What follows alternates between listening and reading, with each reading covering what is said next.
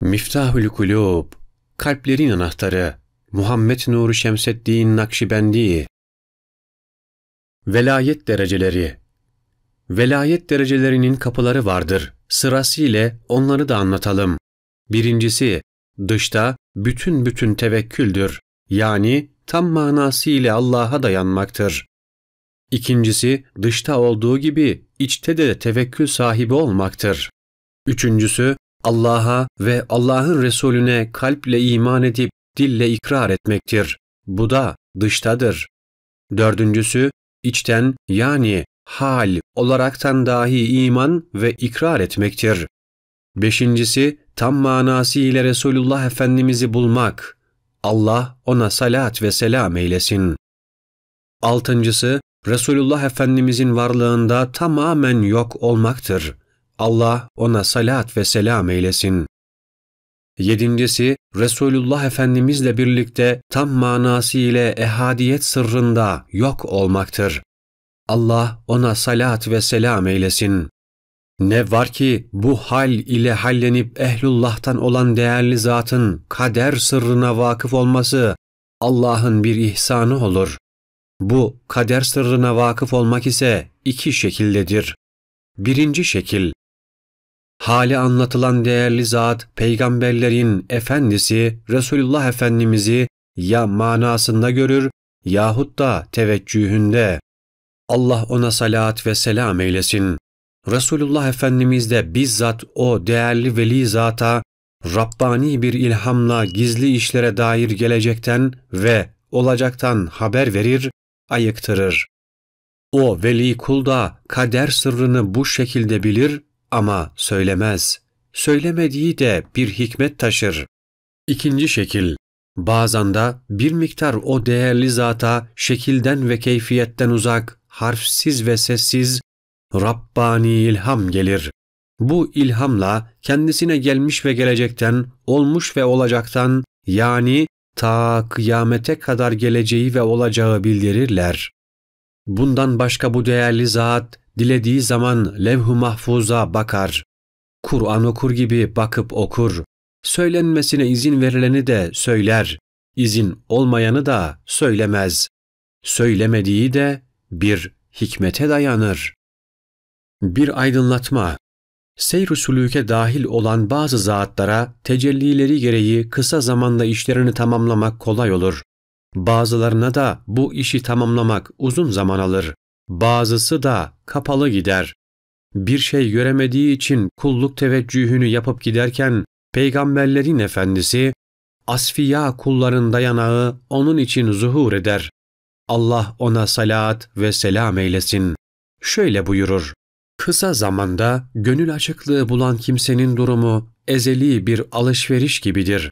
Açıkçası alacağını ezelde almıştır. Gönül açıklığını bulması uzun süreye kalan kimsenin durumu da öyledir. Açıkçası onun durumu da ezeldeki bir alışverişin sonucudur. Kapalı gidenlere gelince bunların durumu değişiktir. Şöyle ki, a. Bazısına vefatı sırasında gönül açıklığı gelir, işi tamam olur. B. Bazısına da kabirde gönül açıklığı gelir, işi orada tamamlanır. C. Bazısına da kıyamet günü gerçek kapısı açılır, gönül açıklığı gelir. D. Bazısına da açılmak sonradan, yani sülûku tamamladıktan sonra açıklık hali gelir.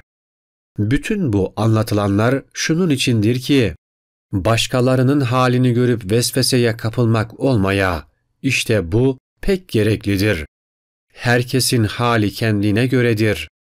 Ben böyle kaldım ama o şöyle oldu deyip kalbi karıştırmakta ne yarar var? Sonuç. Burada bu eserin yani Miftahül Kulûb'un sonuna gelinmiştir. Bu sonda söyleneceklere bir şiirle başlanmıştır. Bu mahalde bir netice söylenir. Dinleyenin aklını başından alır.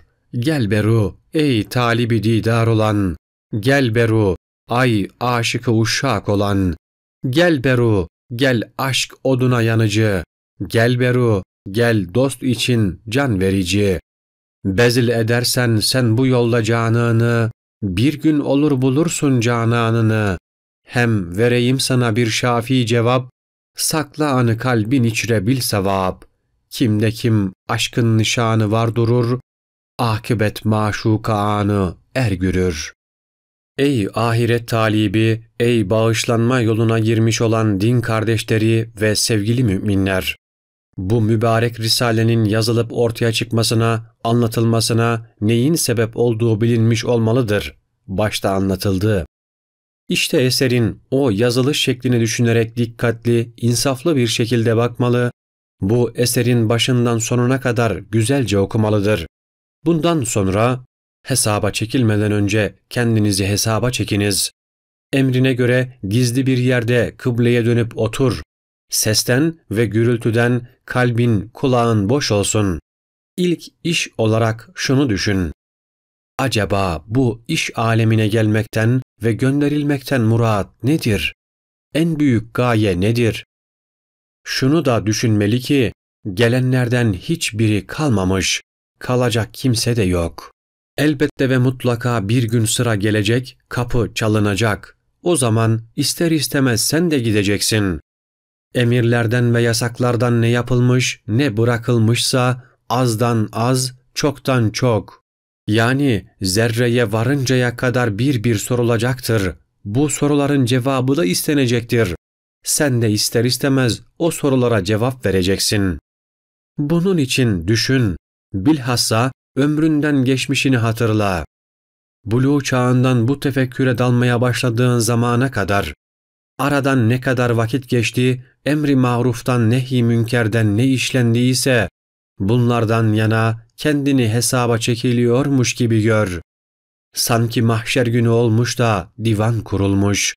Mekandan münezzeh olan yüce Allah ise orada hazır ve bakıyor. Bütün nebiler ve resuller de oradalar. Başta Resulullah Efendimiz olmak üzere bütün nebilere ve resullere salatu selam olsun. Bütün ashab da oradalar. Allah onlardan razı olsun. Bütün ehlullah efendilerimiz de oradalar. Sırları mukaddes olsun. Diğer mevcudat dahi orada. İşte böylece hali vakti ölç, biç. Hesap vermeyi de güzelce düşün. Tefekküre dal. 24 saatin bir hesabını yap. Kaçı uyku ile geçti, kaçı yiyip içmeyle, kaçı eğlenceyle, kaçı ibadette, kaçı kabahatle ve boş işlerle geçti. Anlatılan şekilde geçip giden zamanını iyice düşün. Ona göre hesap, ceza, azap, soru, cevap olacak zamanını etraflıca bir düşün, taşın.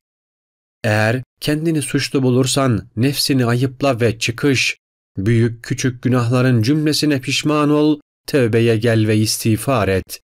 Eskiden işlediğin günahları bir daha işlememek için kesin söz ver. Bu yolda niyet et. Sonra dini inançlara, İslami şartlara dair kitaplar ve risaleler görülmediyse bul, gör ve oku. Bütün itikada dair işlerini şer'i emirlere bağlamaya dikkat et. Zira itikatta dinde olmayan şeye saplanıp bid'ate düşmek küfürdür. İtikat iyi olmayınca da yapılan işler bir şeye yaramaz. Temelsiz bina gibidir. İtikatsız şeriat bulunamayacağı gibi şeriatsız tarikat da bulunmaz. Tarikatsız marifet ve hakikat da bulunmaz. Durum anlatıldığı gibi olunca bu pişmanlıkla candan, gönülden tevbeye gel, istiğfar et. Allah'ın farz kıldığı namazları vaktinde ve zamanında eda et. Peygamberlerin efendisi Resulullah Efendimizin sünnetlerini de icra eyle. Allah ona salat ve selam eylesin. Müstahapleri de mümkün olduğu kadar yapmaya gayret et.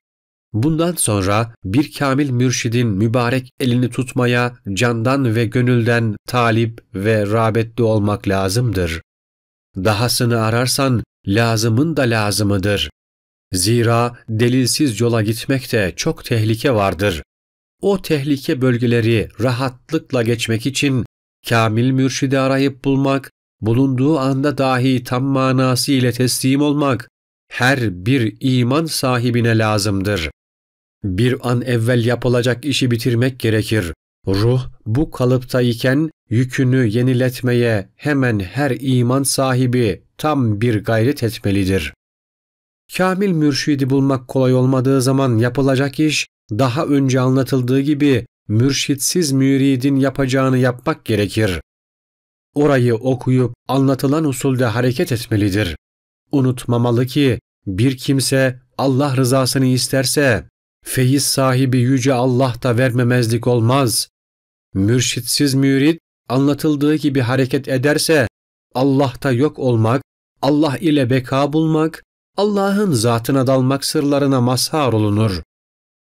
Bu durum açık olup şekkin ve şüphenin yeri yoktur.